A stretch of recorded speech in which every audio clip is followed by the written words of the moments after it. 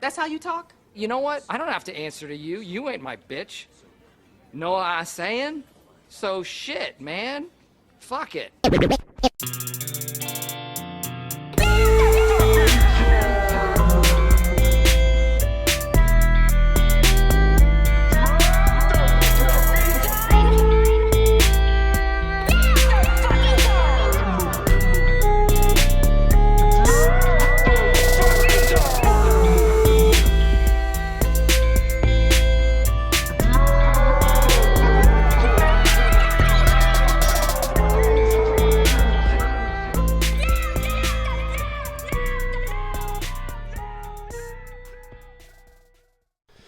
All right, guys.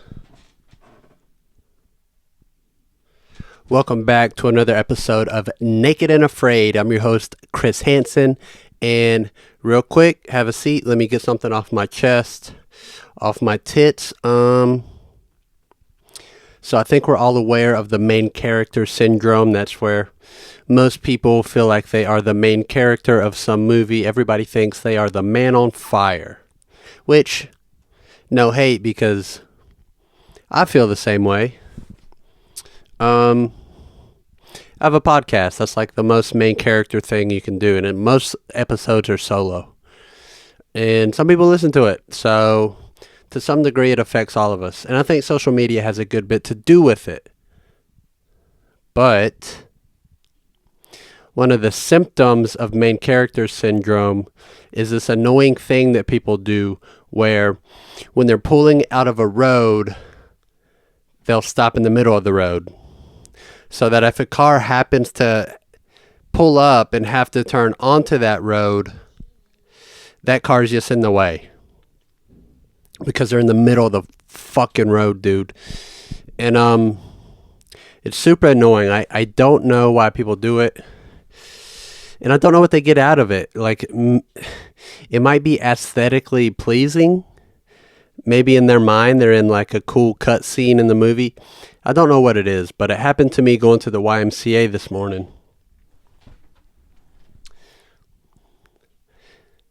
And the YMCA, dude, I go every Monday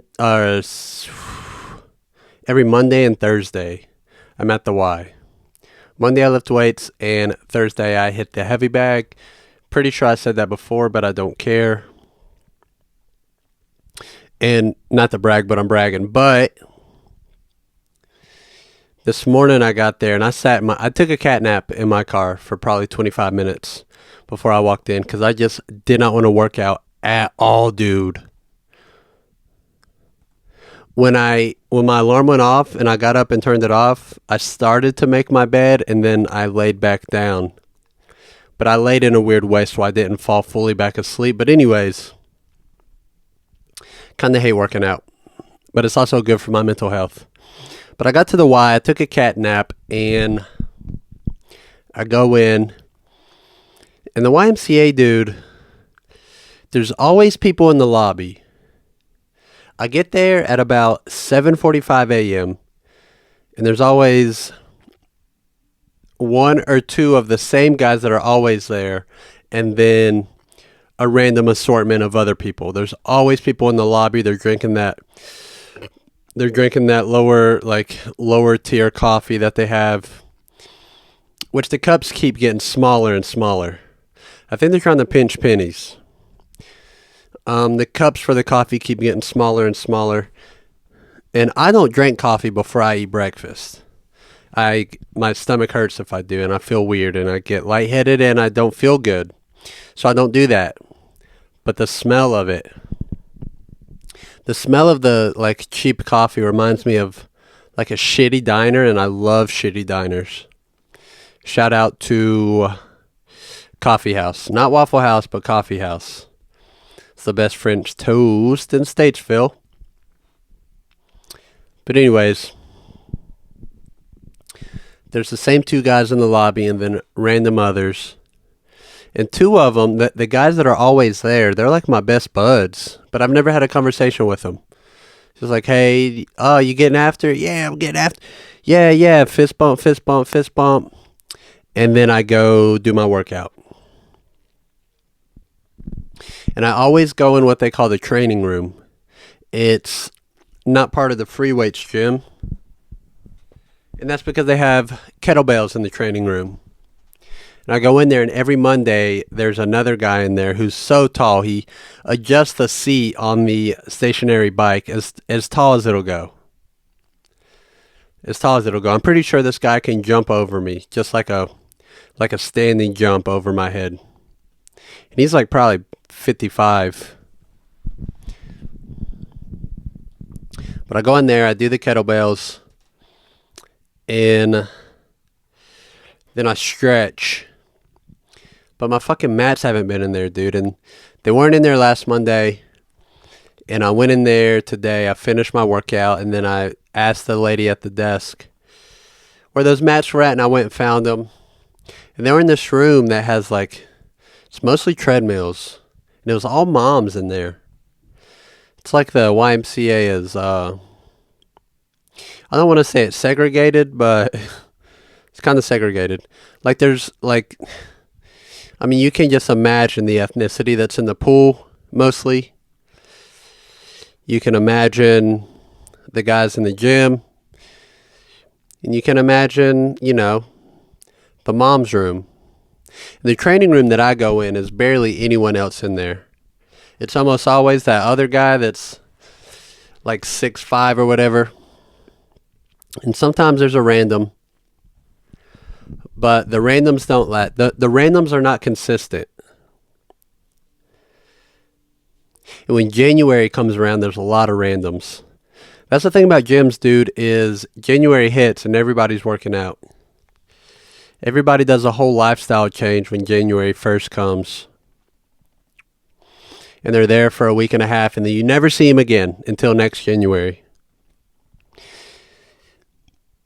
And I won't lie, dude, this is the first time I've had a workout regimen that I have stuck to. It's been almost a year. Halfway through October, it'll be a year. It's only 3 days a week, and it is doable. But I'm sick of it also. I'm so sick of it. And I need a new regimen to mix it up. But to go in the free weights gym, it takes more time. To do like a buys and back and tries and chest and legs and shoulders and core. Like doing all that stuff takes more time than doing a 30-minute kettlebell workout that works your whole body. But I want to mix it up, and I might, but we'll see. October's coming too, by the way. So Sober October's coming. I've been hitting the bourbon. I've been hitting the edibles. But Sober October's coming, and this year I'm doing 9 months, dude. Last year I did 8 months. I guess like I've done quite a few Sober Octobers, and most of them were just October. And then November comes, and I'm back on my bullshit. Back in the deep end. But the year before last, I said, fuck it. I did November and December, stayed sober for those months. And then last year, I went until June, I think. October, November, December, January, February, March, April, May.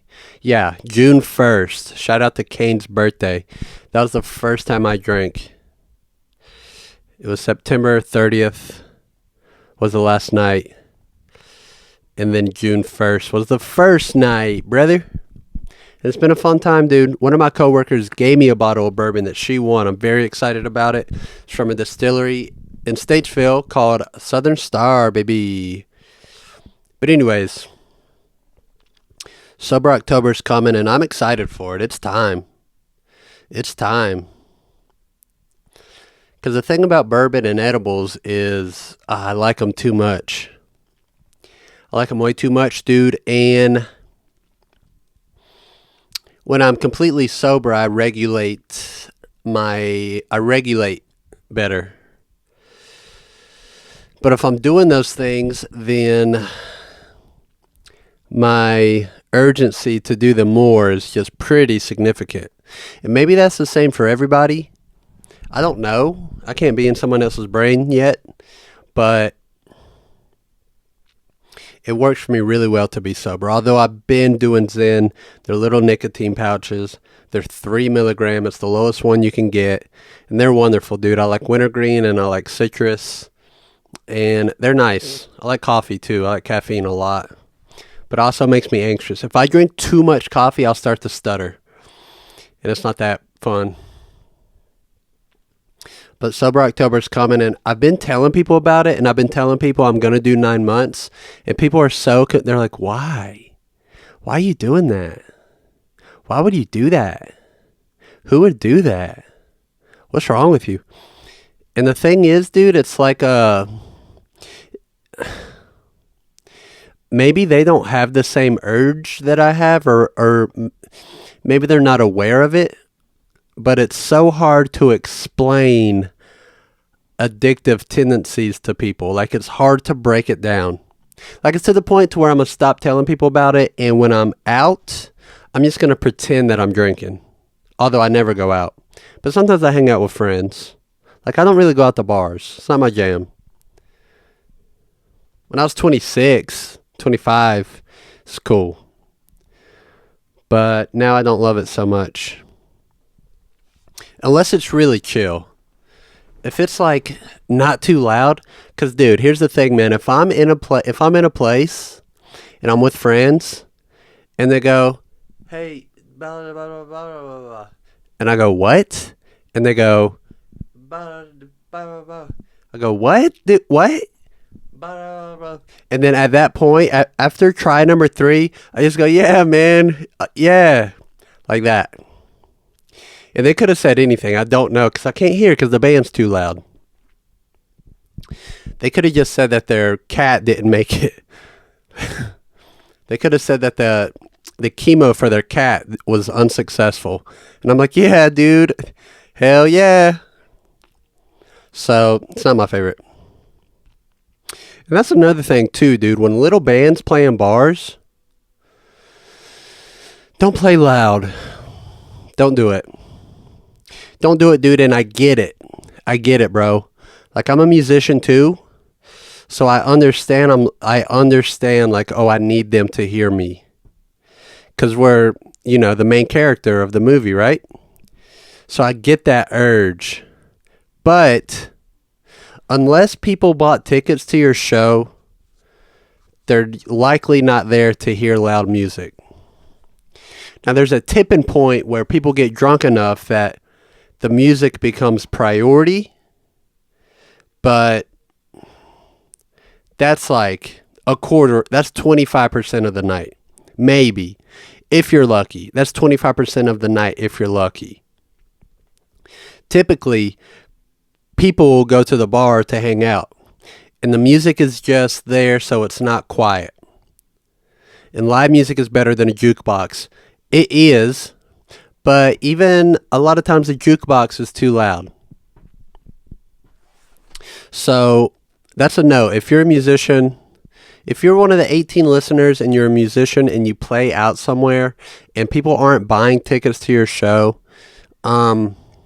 just turn it down. They can still hear you, bro. They can still hear you. But just turn it down. If the band has a drummer, it's hard though, because a lot of drummers don't have the discipline to just play quiet.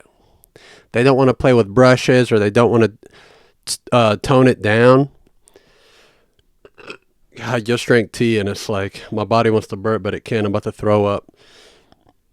Oh, God. That's not something my main character would do. Turn it down if you're playing live. However, if you're selling tickets, if people are there to see you, if people are watching you set up your equipment, turn it up. I feel like that can be a big indicator. If people are standing there or sitting there watching you set up equipment, and it's like enough people, I mean more than 10 people.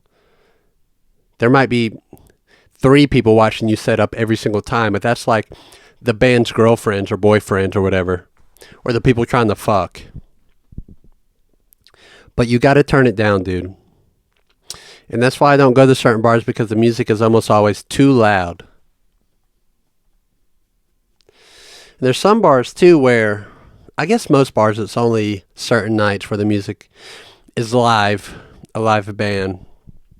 Because I used to hang out at the place I used to work at, Red Buffalo. Most nights of the week, that place was chill. Friday and Saturday, most Fridays and Saturdays, they had a live band, and that was lit. But I was staying there till 3 a.m. often, most nights of the week. On nights I didn't work, I would go there and drink. And I miss those days. That was pre-pandemic. We didn't know how good we had it, dude. 2018 and 2019, those were golden times, brother. But anyways, what the fuck was I talking about?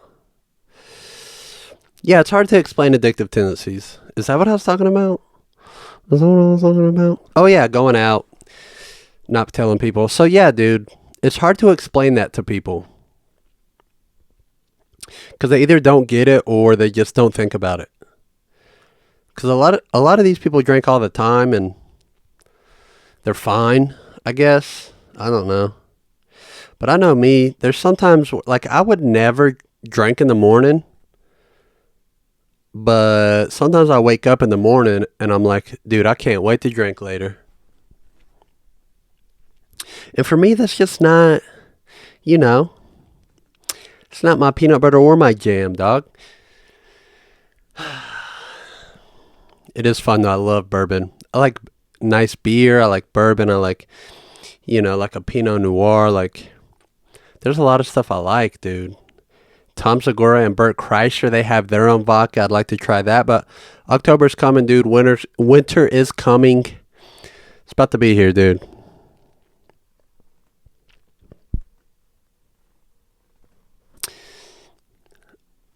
One of my coworkers, they let me borrow their saxophone. And I've been trying to learn it. I am learning it. It's not like I stopped, but dude, it's a very interesting instrument. There's a lot of buttons on it, but there's also a lot of stuff that looks like you're supposed to press it, but you don't. And the saxophone, dude, is so loud. If you're very skilled, you can play it more quietly than full volume, but especially as a beginner, to get the instrument to make tones, it has to be full of air, and you have to be blowing hard. And it's just loud, dude. There's no way around it. And I was looking at like $15 mutes on Amazon. And then I looked at a YouTube video and they say they don't work that well. You can get like if you're really lucky, maybe 10 decibels quieter. It might not even be 10. It might be 5 decibels quieter. Cause they're like 110 decibels. They're loud as shit, dude. They're really weird to play. There's a piece on it called a reed. It's a little wooden piece. It attaches to the mouthpiece and it's strapped in with the ligature. See, I'm learning. But the mouthpiece, and this is probably why the saxophone is the sexiest instrument, because it's just very, I don't want to say erotic, but it is what it is, brother. But the reed, you have to lick it and get it wet for the saxophone to even work. So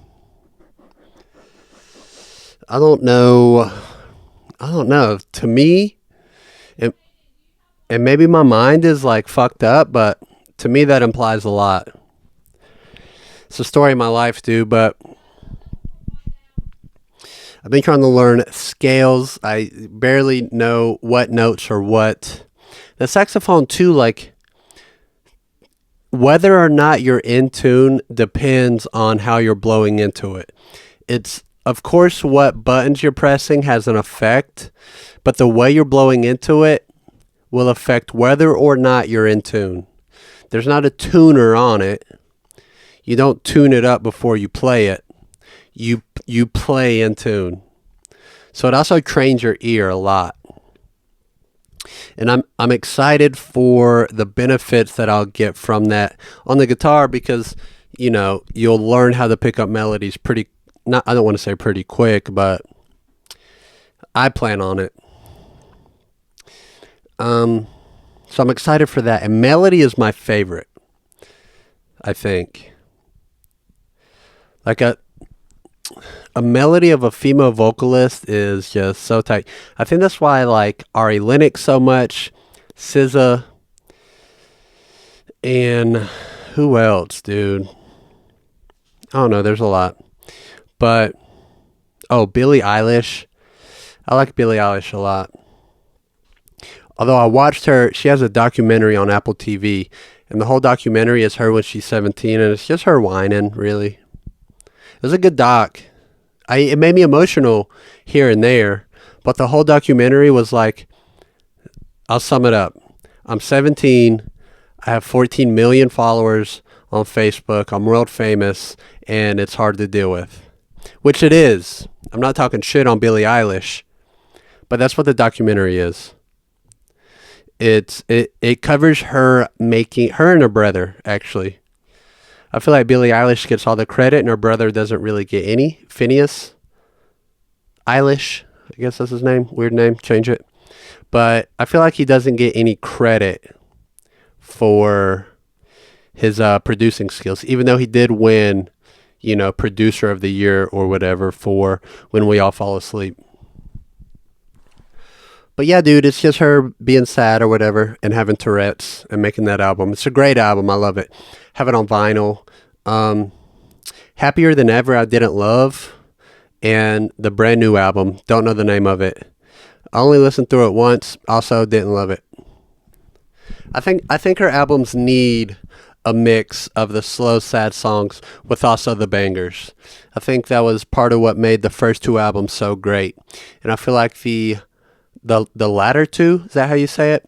I feel like the most recent two albums have not had the bangers on it, so they haven't attracted me. Like the bangers draw me in, and then I start to really like the slower songs. But anyways, that doc was good. But anyways, dude, back to the sax. Yeah, it's a melodic instrument. You don't play chords on it. And melody is one of my favorite things. I like melody, I like drum groove, and I like pretty chords. Which also, that's another thing too. When you try to explain to someone like why you don't like Taylor Swift, why you don't like Taylor Swift's music, why like someone like Sabrina Carpenter, why her music just isn't your jam. You try to explain that to people and they're so annoyed by it. And the thing is, like, there's some music that sounds like it's been run through a formula that makes it like they make the songs for as many people as possible. And some people like that. Some people love it. I'm not knocking it, it's just not my jam. The music I like is not extremely specific, but it's definitely more specific. Like, Kali Uchis is one of my favorite artists of all time. But her shit is R&B as hell, dude. Even though she has some Spanish albums, which I love. Sin Miedo, I love so much. Orquietas, is that how you say it? I haven't listened to as much. It's more like I think of it more like house music, but most, I guess most Spanish people wouldn't look at it like that because a lot of Spanish music has that house style bass drum, which when I hear that's what I don't want to say I don't like it, but that's why I haven't listened to her newest album as much, is that house style bass. But I'm going to give it some more listens. I own it on vinyl too. I own all her albums on vinyl. She's my second all-time favorite. Tyler, the Creator, is my number one favorite. And I found Kali Uchis through Tyler's music. Shout out to the Flower Boy album. There's a song called See You Again. No. Before that, shout out to Tyler's Cherry Bomb album. There's a song called Find Your Wings. Kali Uchis has lead vocals on it, kinda. She has a verse. If you don't know that song, you should look it up. Stop listening to this right now and go look that song up. It's so good. There's like a 1 minute long jazz intro, and then drums hit and vocals, and it's super sick, dude. Roy Ayers is on the album, and I honestly don't know what instrument he plays on the album. I want to say trumpet or saxophone, but it's a really good album, really good song. Tyler's the best. Kali Uchis is the best. But point being, I just don't listen. Like, there's one person, I won't say who was annoyed at me saying that Sabrina Carpenter was too broad. But it's like, I don't know, dude. It's just not my jam. And fuck it, I'll backpedal on that. But I also tried to play a trumpet. My buddy at work, shout out to London. He works in the kitchen. He's very back of house. Just back of house vibes, back of house attitude. And if you listen to the pod, you know what I mean when I say back of house attitude. But he's a good guy. He brought his trumpet in one night and he was showing me how to play, and it's so hard. I could barely get a note to sound. And it was difficult, dude. He cleaned some mouthpieces and he let me borrow 2 of them, because that's how you kind of practice. He said that when he started band, the band teacher for the first 2 weeks just had them practice through the mouthpiece. That didn't work for me. I mean, it worked, but it wasn't my jam. The next night, he brought his trumpet and his saxophone, and that was more my speed, dude.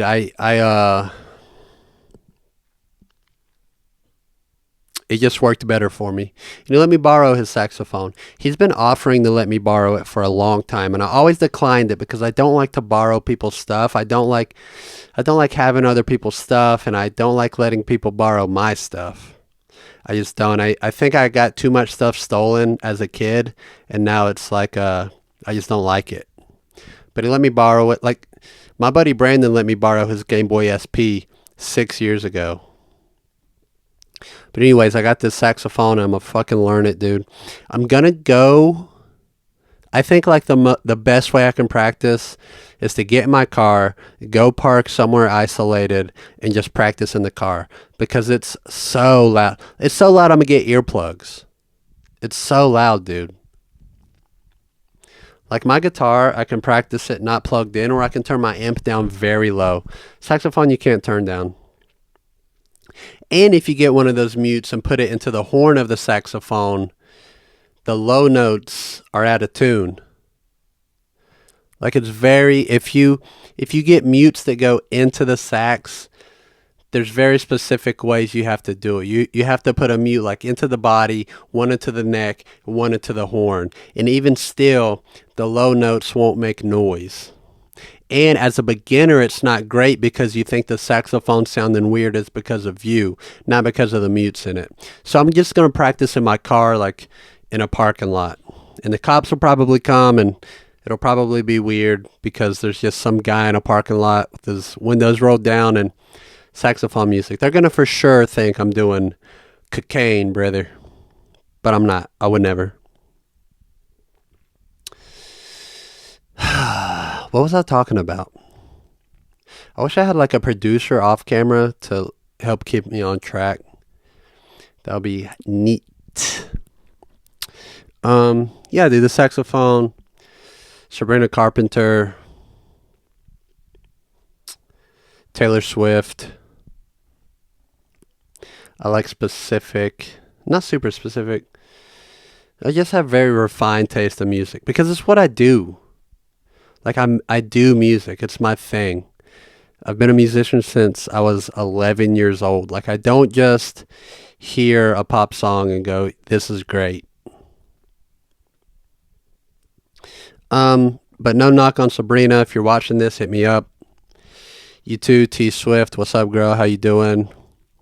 God, could you imagine being poor and dating Taylor Swift? She's just your sugar mama, and you're like cleaning her house and shit, and cooking her dinner and making her lunch. I would do that. I would be, I would totally be Taylor Swift's housewife. I just went and listened to her music while I'm doing it. Unless she paid me, unless like that was part of the thing. Wow, could you imagine? That was like, you have to make her lunch, you have to clean up around the house, you have to look good when she gets home, and you have to listen to her music and know all the lyrics. I would do it. I would do it. And I'm broke, dude. I don't make a lot of money for like, I don't know, a $1,500 a week allowance. I would do that. And who the fuck am I kidding, dude? $500 a week, I would do that. Actually, no, because I would have to quit my job. It would have to be about, yeah, it would have to be $1,000 a week. I would be Taylor Swift's housewife. What else do we got, dude? Oh, last week I didn't have any material at all. And I was scrambling around in my notebook and I found a note that said, "Just stop protesters going to jail." And I couldn't remember why I wrote that down, which, if you start a podcast and you make notes to yourself, be very specific. Be very specific about the notes you leave for yourself, because when you're in dire need and you're looking through your notes, you might have no idea what you had previously wrote means. So be specific. It takes a couple more seconds, but it's worth it in the long run. When you're in the middle of recording and you don't have material and there's just dead air. And you need the note, but you don't know what the note means. Anyways, just stop. Protesters went to jail. And I'm sure you've seen these people on like Instagram or Facebook or TikTok, but they are these protesters who are against fossil fuels and like factory farming or whatever. And they would go into these world-renowned museums and they would deface priceless art and then glue their hands to the wall. They would like throw, I don't know, like Chef Boyardee on a fucking Van Gogh painting and then super glue their hands to the wall with t-shirts that said "Just Stop," because they want people to stop using fossil fuels. And I'll say this, brother, there's nothing that makes me want to set the world on fire more than those protesters. Those protesters, did I say protesters? Those protesters make me want to boil the oceans and just burn tires for 100 years until the atmosphere is full of dark, thick black smoke. I hate them, dude. I hate them, brother.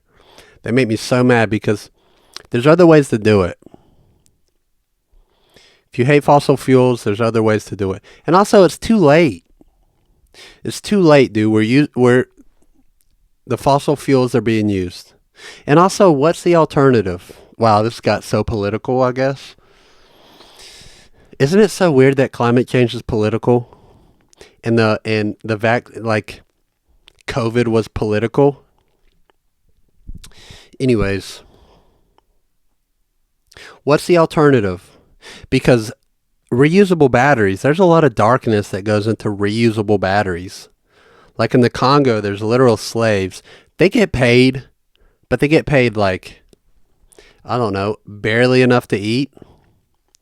And everything in the Congo is destroyed. So it's like you have to work in the cobalt mines. You have to.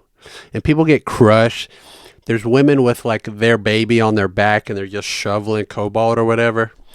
It's not, it's dark. And it's in every single rechargeable battery has cobalt in it, brother. We all have an iPhone, and iPhones were made with like little like pre-puberty hands made our iPhones. And it doesn't stop us from getting the new iPhone. There's just so much. Oh my God, they make me mad, dude. It's too late. We've built an entire civilization on fossil fuels, and I don't like it. I'm not happy about it. I'm not like parading it around, but it's what are you going to do, brother? Maybe if we all had our own farm and we all hunted our own animals, and even then the animals would disappear. Now, if everyone started hunting, a small fraction of them would be successful. Because also I think there's this thing where people think that hunting is easier than it is. They think you just walk up on an animal and blast it with a rifle, but to walk up on an animal is hard as hell, dude. It's hard as hell. I think the majority of non-hunters, if they were paid to shoot an animal in the wild, they would not be able to. I really think so, because it's not that easy. These animals have evolved. I know we stopped evolving, kinda, but these animals have evolved for, I don't know, tens of thousands of years. That's probably being modest. These animals have evolved to avoid being hunted by us or whatever the fuck, mountain lions or whatever, brown bears, just naming predators, tigers. They've evolved, like they can hear better, way better than us. They can see better than us. They can smell better than us. They're faster than us. They're quieter. They can hide well. Like, to shoot an animal is tough, with two F's on it. But even with that being said, I think eventually if everyone had to hunt, the animals would disappear. Or there'd be like, I don't know, 3 or 4 families who catch all the animals and they hoard them and they keep them for themselves, which is likely going to happen. That's what happened with the money. That's where the money's at. If you're looking for the money, like 4 families have it. The United States is the richest country in the world of all time, I think. And it, like, a few families have most of that money. Shout out to the Sackler family for ruining a nation with Oxycontin. But yeah, dude, I hate those protesters. I hate them. And I wish they'd get beat up, honestly. And I don't say that. I know it sounds mean. I don't say that lightly, but I wish, yeah. I wish they'd get doused in fossil fuels and just burned up and they get burned. That's what I wish. It really, God, it grinds my gears, because a Van Gogh painting, the Mona Lisa, you're going to throw fucking Progresso chicken noodle, cream of chicken on the Mona Lisa because you don't like fossil fuels? Figure it out, brother. Are you doing this for the movement, or are you doing it for fucking Instagram likes? Don't know. But I can guess. Can definitely guess. And if you don't like it, dude, go somewhere and live in a tribe and live off the land and wear a loincloth and get sun poisoning and die at 35. Because that's what they do. They die young. 30 in like a uncontacted tribe is like 60 in Western civilization. Like, it's dramatic, dude. They don't live forever, but they have a good time. They're happy. There was a tribe in the Amazonian where they gave them smartphones, and they immediately got these pretty gnarly porn habits. So that was pretty cool, but shout out to them. I mean, apparently it was also a pretty conservative tribe, which when I picture tribes, I picture topless. I don't know why. I think I saw like Nat Geo as a child, and it's in my brain forever, baby. God, what am I talking about, dude? Anyways, that's what happened. And I was pooping earlier, and I remembered what that note meant. So I thought I'd bring it up this episode. And I think that's all I got, guys. Trying to think if I missed anything. I don't think I did. Wearing my Ravenclaw shirt. Doing the podcast has, like, I guess, reminded me that I have too many shoes. Because I've only repeated a pair of shoes a couple times on the fucking podcast. But most of them were bought on sale. Why am I talking about shoes? Trying to think. No announcements. None. Zero. But how long have we been recording? I need to get a stopwatch. Oh, damn, we doing time today, brother. See what happens when you have just a couple notes? But I don't know. I hope this was funny. It's hard to know if it's funny because it's just me staring right down the barrel into camera. So it's hard to know if it was funny. I don't know if something's funny until people like quote it back to me, which is mostly coworkers. Like a few coworkers listen to the pod, so shout out to them. Last week I was in a bad mood and also tired. I didn't take my floor nap last week. I had no notes. I was in a bad mood. I was a moody boy. And a lot of dead air. And, you know. But, like I said, dude, trying to get an episode out a week and just keep this motherfucker rolling, boy. Anyways. I love you guys so much, dude. Thank you for listening. I don't know why you listen. I like doing the pod, but I don't know why anyone listens. I guess I'm just cute and charming as hell. So thank you guys. I love you so much. And I'll be back next week. And yeah, dude, I want to keep it rolling. Soundboard's coming back. There's an announcement. There you go, baby boy, girl, them, they.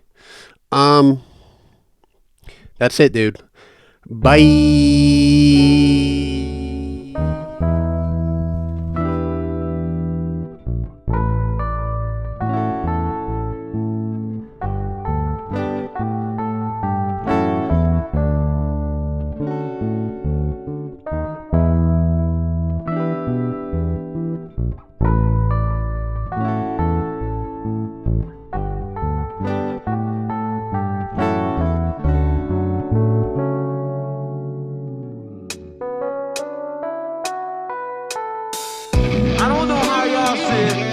But when it comes to the children, Wu-Tang is for the children. We teach the children.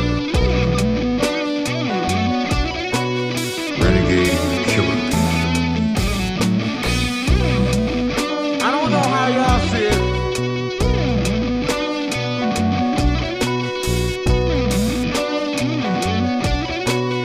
Renegade Killa.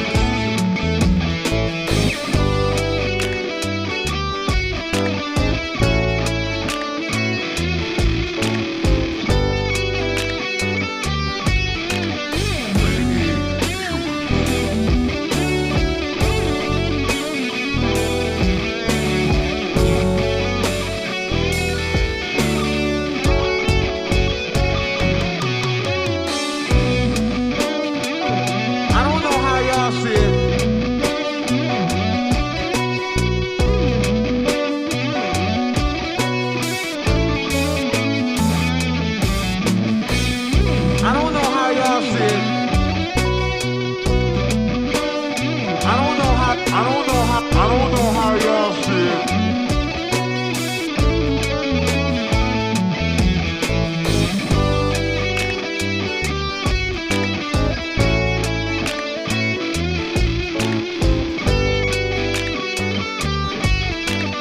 Renegade Killa.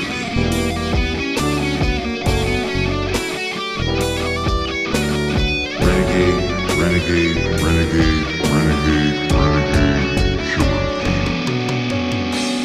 I don't know how y'all see it, but when it comes to the children, Wu-Tang is for the children. We teach the children.